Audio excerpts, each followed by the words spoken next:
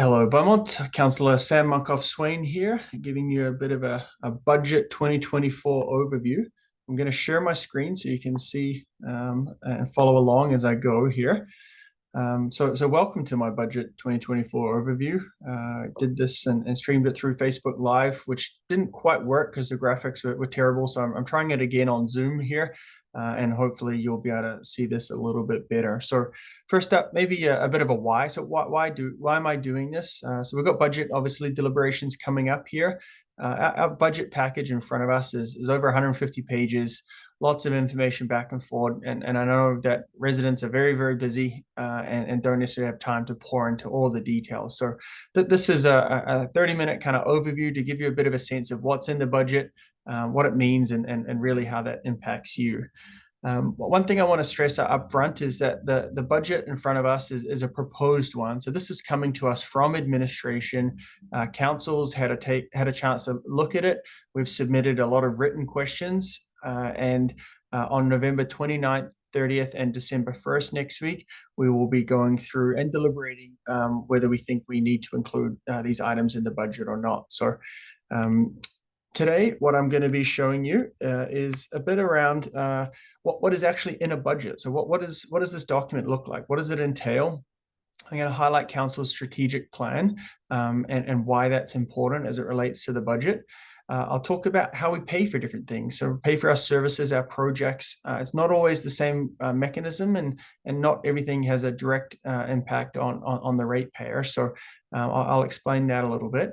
I'll identify what that proposed tax increase is, and more importantly, how does that impact you, and then how does it compare around the region as well.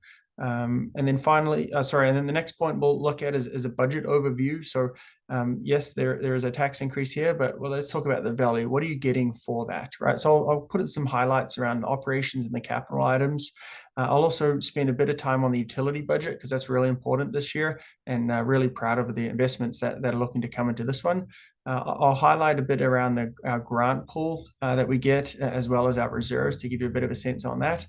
I'll talk about the joint high school site. I know that it's not directly related to the budget, although there is some budget costs in here. I know there's some ongoing engagement in there, but I got a lot of questions around that. So I'll touch on that very briefly, as well as talk about transit, whether it's our transit into Edmonton or the on-demand option that's currently in the budget there. So what is in a budget? First up, you've got your operating budget.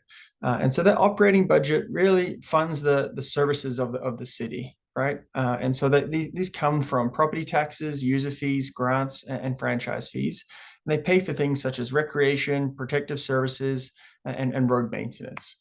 Then we have our capital budget. And so within that, these goes for renewal or replacement of programs through reserves, but also looking at building new things such as roads, facilities, equipment, and I'll dive into what that looks like.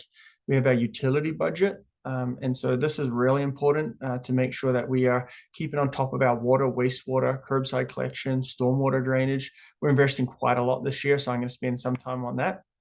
The fourth section in here talks about serving the citizens. And so each administration department has really put an overview of what their priorities are for 2024, how that links to the strategic plan. And there is a list there for their departmental budgets, as well as a bit of an org chart there for each department. So I know a few people are interested in that. And then the last part of this is what is called supplemental information, but really important stuff in here, particularly around our 5-year capital plan. So we've got some pretty big asks coming up down the road, and I'm going to touch on those a little bit. And then some service level maps. So people often ask, how often do you clearing the snow? How often, when do you come out and sand our streets? How often are you cutting the grass, etc.? And so all those are service levels that council commits to at budget, and then administration executes on those throughout the year. So here's our strategic plan. Before I dive into it here, just to run through on the photo on the right, you've got a new councillor, Phil Penrod here. So congrats to him. Then you've got Steve Van Newkirk, councillor. You've got the mayor, Bill Daniluk there, Kathy Barnhart on council. Then we've got another new councillor there, Nathan Atellenboss. So congrats to him through the by-election. As well, we have Councillor McCook and then myself. Our strategic plan has been in place and it's put in place for 4 years, kind of 23 to 27, and really is designed to put that roadmap for what to expect over the next 5 years for the community. And really, this is what administration takes a look at when they're building out their budget. They're asking themselves, okay, how do we fit within these five key aspirations? And so I'll just quickly touch on them here. The first one is making sure, or is an aspiration of an economically prosperous and financially sustainable community that's going to last generations.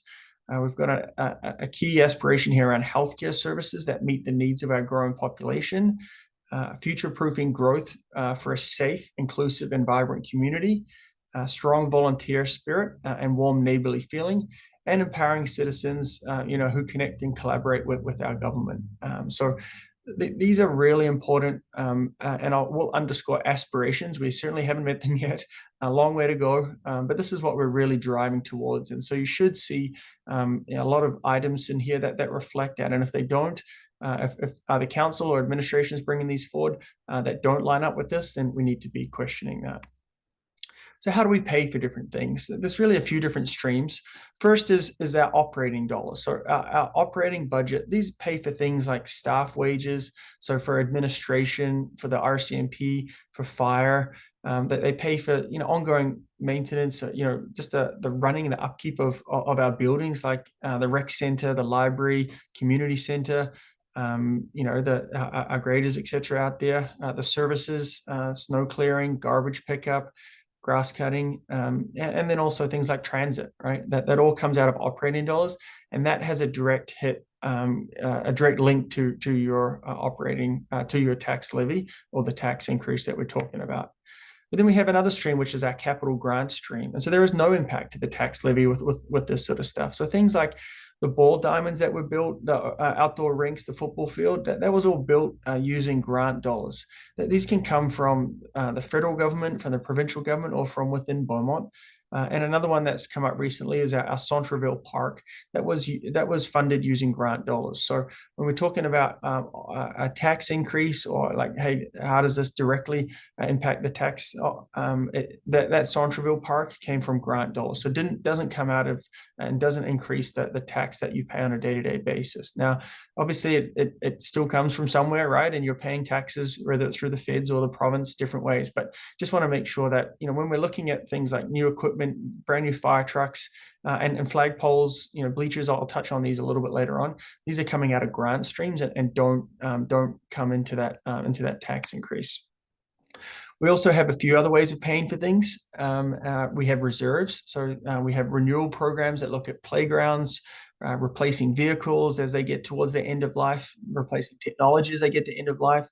And key thing here on reserves is that we pay into those year to year, and then the way that the strategy here is built is that we use those reserves and pay out. So it's not like when we're suggesting to use reserves for these things, we're not depleting the reserves. We top them up every year and we pay them out every year. It's just the way that the financial approaches here at the city. Then there is debt, right? Another way to pay for it is debt. Now that does have an impact to tax levy. So for example, the $29.5 million debenture that we had on the new rec center the expansion of the rec center, that was paid for through debt.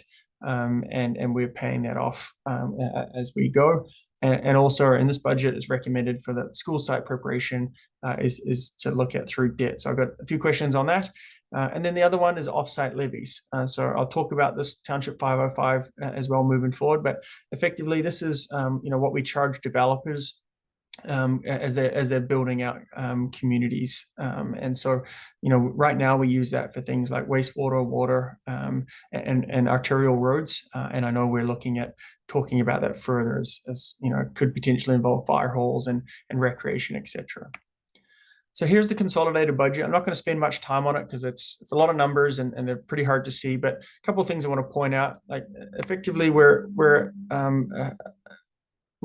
predicting about just shy of $80 million in revenues, expenses there to roughly match that. So just what does it cost to run the city? There it is. Now, one of the things that just to be important to point out here is that We are governed by the Municipal Government Act. Every municipality is, and you cannot run a deficit at the end of the year. So every year you need to balance the budget. And so there are different ways of doing that. And as you look to increase services or increase people, how do you recoup that and make sure that you get to zero at the end of the day? And one of those ways is through a tax increase, and which is where we'll go here now. So the tax increase that we're looking at for 2024 that administration is putting forward is 6.49%. You'll see here on the left-hand side the chart. The blue is the historical city increases that we've had over the last few years, and the orangey line is the CPI, the Consumer Price Index. Really, that's there to manage inflation, and so you'll see.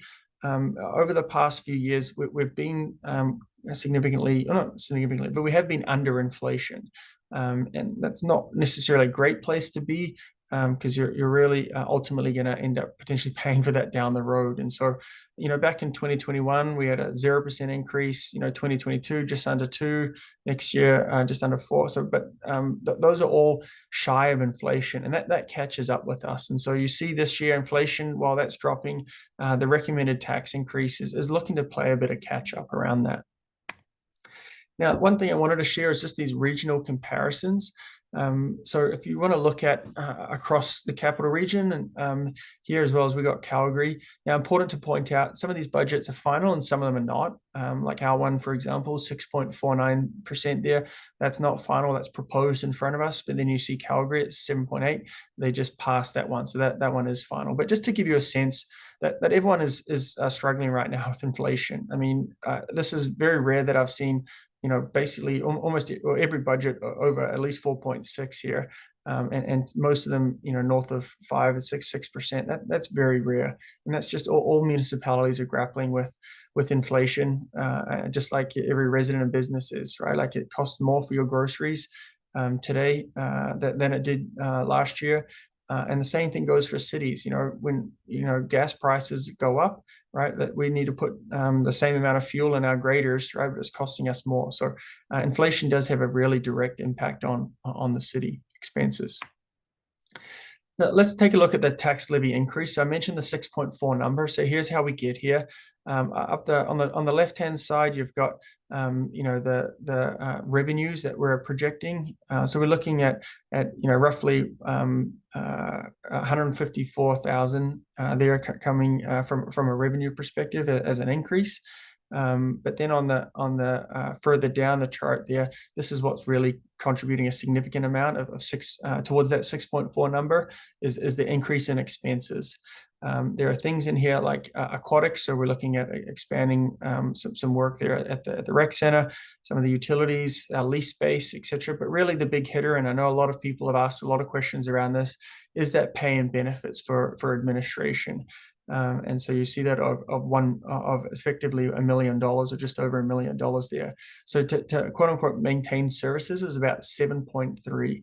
Let me just quickly touch on that, the pay and benefits, and on the administration piece, because I know a lot of people have had questions on that. And why is that so high? They should freeze wages, etc. So I just wanted to give a bit of background. For the last few years, council has looked at all these, and administration's taken several years where they haven't had an increase or have very little. So just an example, and I got the numbers here. The 2017 administration took a 0% merit increase, COLA increase. 2018-19 was just around 1.5%. But then there was another 2 years, 21, 22 of 0% increase. That was in the middle of COVID. Everyone was struggling, and people are struggling now, but really in the middle of COVID, that was tough. So that was another back-to-back years of 0 increases. And so administration haven't and then 2020 was 2%. So administration in their view and what they're proposing here, a lot of it is playing catch up. And that's where these increases are coming from, is that they haven't had any increases for quite a few years. So whether or not we move forward with that'll be discussed at budget.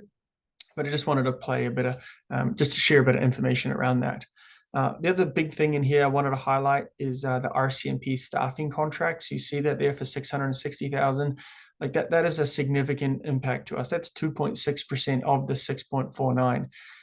that's nothing. We can't do anything about that. That was negotiated through their unions and the federal government, and that is effectively we're paying for their back pay. Right, so that's a huge impact to us. We don't get anything out of that. That is effectively back pay for what they negotiated. So every municipality is dealing with that big hit. What does that mean from an overall ratepayer perspective, based on the average home and average utility consumption? The annual impact of that 6.49% is $369. So significant there as well. And another way to frame this is a monthly impact of about $31 there. So this is significant, and council doesn't take that lightly. And we're really looking forward to diving into this and see if we can what we can do with that number. Let's take a look at from the capital side of things. Again, most of these are paid for out of grants or reserves, so no real direct hit to the taxpayer. But I wanted to highlight a few things that we're proposing as we move forward this year. So in that renewal capital budget, we're looking at getting a new street sweeper, a new mower, a new safety codes truck. We're looking at the pool needs some repairs with some of the drainage. The Ken Nickel or the BRAC needs a new HVAC system, upgrades to the HVAC system. Within that parks playground, we've got we're updating some of the sports fields such as Sean Ballet, Mayu Park. If any of your kids played soccer out there, it's getting pretty lumpy and uneven, and so we need to address those to make sure we look after our fields. We got some money in here for repairing some sidewalks and some curbs around the city. As well as an update on some of the AV in our rec centers across the board. So improving some of the audio visual in there. On the growth side, so these are new things, not replacements. We need to remove within the pool. We're going to move that CO2 tank to an exterior location. For the RCMP, we're going to install a security gate and system. And again, people think RCMP pays for itself, but the city pays for that, including the building, including installing a new fence, etc. around there. You'll see here, this is where we talk about the flagpole that is outside the city hall. Part of the budget here talks about replacing and adding 2 new ones there, so that we can fly the Beaumont flag as well as the Alberta flag.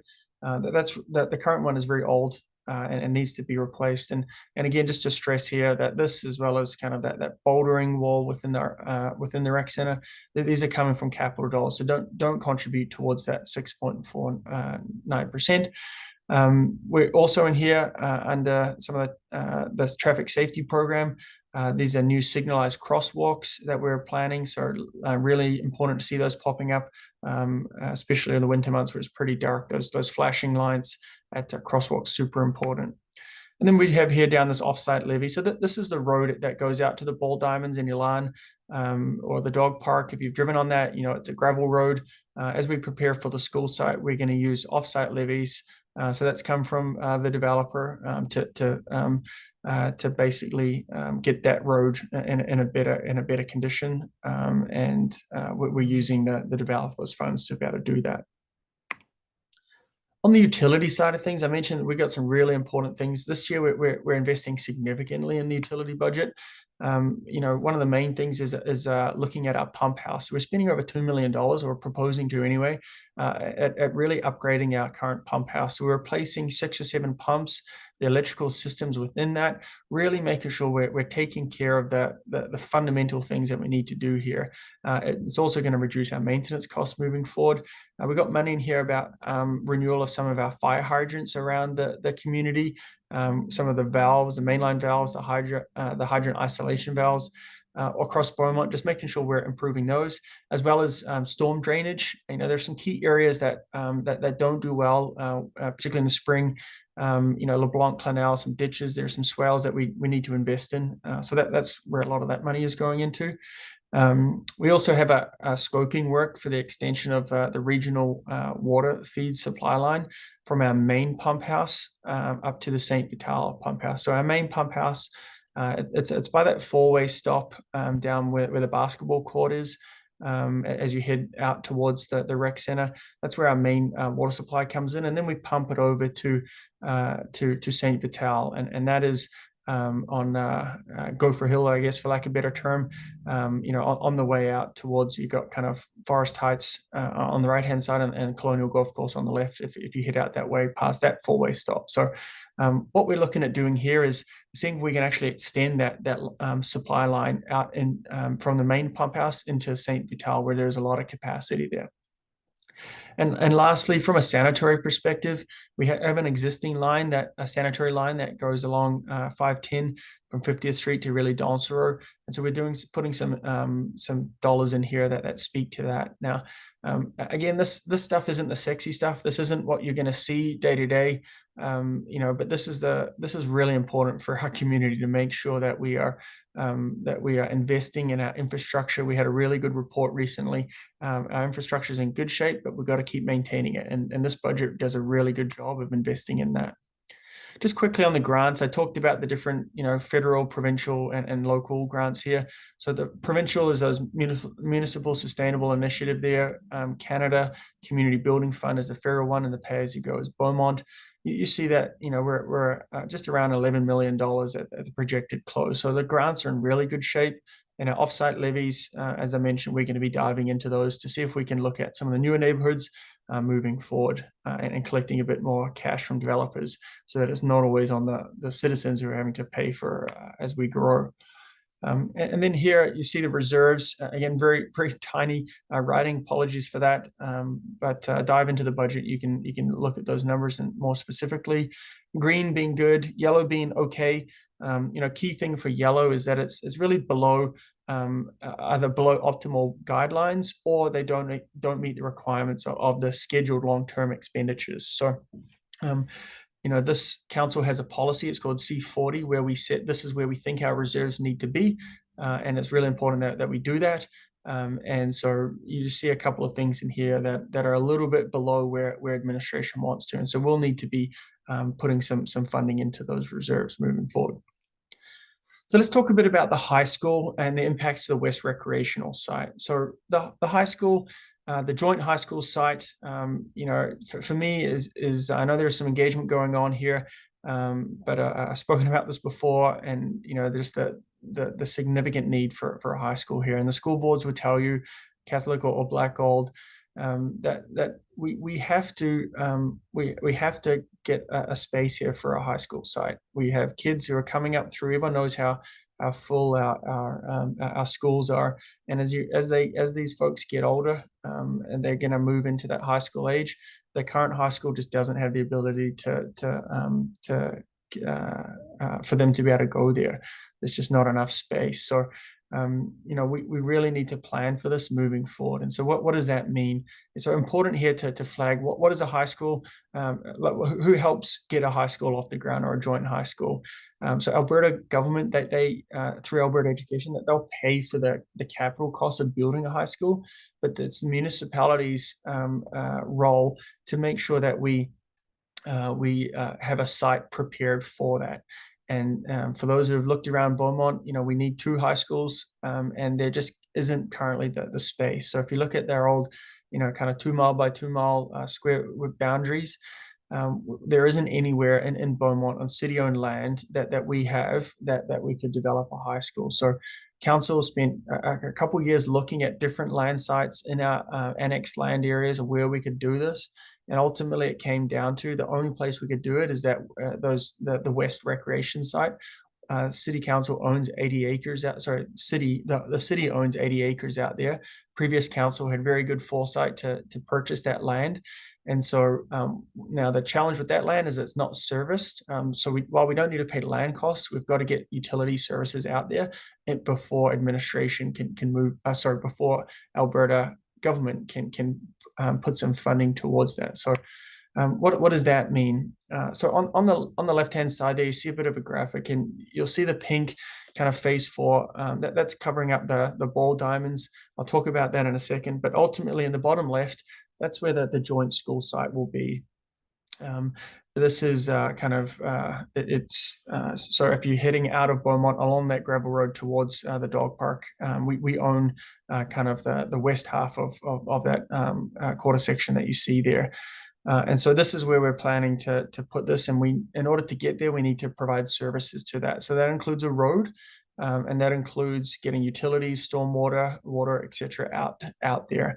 And so a lot of the funding that is required in this budget is to be able to do that, is to be able to service that site. Now, again, we need to have our kids going to school here in Beaumont. If we don't create a high school site, a joint high school site, then the school boards are sharing that within a couple of years that we're going to have to be busing our kids into Edmonton and Leduc, and so that's not where anyone wants to be. So we're in this spot where we got to move forward with it, and so this is the best plan that we can come up with. So it does have some impacts on some existing things. And so the first and foremost one, that the dog park that's there, unfortunately, in this proposal that's coming in front of us, that has been proposed that it needs to be relocated. We need to build a road through there. Now that seems like it's very frustrating for a lot of people. I can share it's just as frustrating for me, and I know other council, that we need to impact and move that dog park. But the reality is, we have to get a high school site here, and so moving that dog park is just an unnecessary. It's something that we just have to do in order to be able to facilitate this. So ultimately, we'll go through the engagement to move forward on what that looks like, but that is a direct impact, and we recognize that. But when we're thinking kind of the greater greater good for Beaumont, for lack of a better term, moving that to facilitate the high school site is what's being proposed right now. And just a quick touch on in the pink there, you see the pink covering up the ball diamonds. That's 15, 20 years away with the development. And when we built those ball diamonds, on our own city land, we knew that these were, this is an administrative word, kind of temporary. It's a planning word, but these are going to be there for 15, 20 years. And so moving forward, those ball diamonds, we get great use out of them for 15, 20 years. They've been awesome for the last couple of years. And in 15, 20 years, when development comes, that land is going to be worth significantly more than it is today. And so, the strategy there is, when the developer needs to buy that back off us, that land would be worth plenty more than it is today, and we'd be able to move those diamonds at that time. So, when we built those diamonds, all the rec groups knew that that was the long-term plan, but all agreed that let's do something now, so we've got places for our kids to play today, and then we'll worry about in 20 years down the road. And we know that it's not going to have that much of an impact to the city from a cost perspective because of the value of the land. So looking forward to hearing more feedback on this, but just can't underscore enough the need for that high school site. And we've been working really well with the school boards to be able to get there, and hopefully the provincial government will be able to fund that. Just quickly on Beaumont Transit. So what you won't see in the budget here is, because we're debating it on Tuesday, is a look at what we're doing for our transit system. There is the bus on demand that is in the budget. It's currently unfunded right now. It's about $700,000. That's designed to move people around the city and get them to this bus stop. Right now, it's not been funded, so it's not included in that 6.49%. And so, council will go through and debate that. But there is Beaumont Transit, which is running at effectively half capacity right now, because of the recent challenges with the regional system that we had. But more to come on that as we move forward. But I just want to flag that is something that could impact the budget moving forward. Here's the capital plan, and these numbers are way too tight, way too small to be able to read. But I just wanted to flag what this looks like here. Some of the big things that are coming up. So here's the high school site. It's about $12 million to get that site ready. So not cheap at all. We've got to figure out a way to pay for that. I got some thoughts and looking forward to diving into budget on that. But then you see, we need a water booster station coming up in a few years for $800,000. We've got a fire hall for $15 million. So how are we going to pay for that moving forward? We've got to think through that. We've also got the Sandy Dump, the RV site. That's about $2 million in 2025. And then on the right-hand side, we have our joint recreational site, right? So the next kind of rec center space, as well as BMX track, these are significant numbers here, 15 million. We have pickleball court, really important. We know how everyone loves pickleball, especially here in Beaumont. So we've got that in the budget, as well as the updated and new spray park. So these are things that are really significant long-term spends. And so when we go through the budget, just wanted to flag that we don't just look at today, we do look at long-term. I know we get a lot of questions around that. And so we can't spend all the grant dollars today, knowing that we've got these big potential expenses down the road. The last thing I'll point out here is that we do have in here our service level maps. So when people on the left-hand side, this is how we manage our snow plowing and removal. So you see that the red lines, those are our top priority, 50th Street, 50th Ave, around some of the key infrastructure where our RCMP, our fire hall, etc., and making sure that we get those in charge first. So council sets these, and administration enforces them. So take a look at this when you get it. If you're interested, if you want to know, you can see where you live and what priority you are, and that'll explain why if you live on a road, kind of not a non-arterial road maybe, then it might take a bit longer to clear your snow, because they kind of go and do the main roads first, and then they work their way back.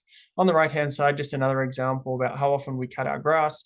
And so council sets these levels, and we're going to go through and look at those. But there's lots of service levels around here. How often when do we come out and sand in your neighborhood in the spring, etc. So take a look at those if you're interested. So I'll wrap up here, and just with a big thank you for those who take the time to listen to this. Encourage you to reach out to anyone of council. I know that they'd be more than happy to sit down and chat to you in advance of the budget. I'm really looking forward to going through next week those deliberations, and moving forward. We'll see where we land. So feel free to reach out to me through Facebook, or call me, email me. My number's on the website or on my Facebook page. Send me a message, happy to respond. So thanks for taking the time, and I look forward to getting stuck into the budget deliberations. Have a good weekend, everyone.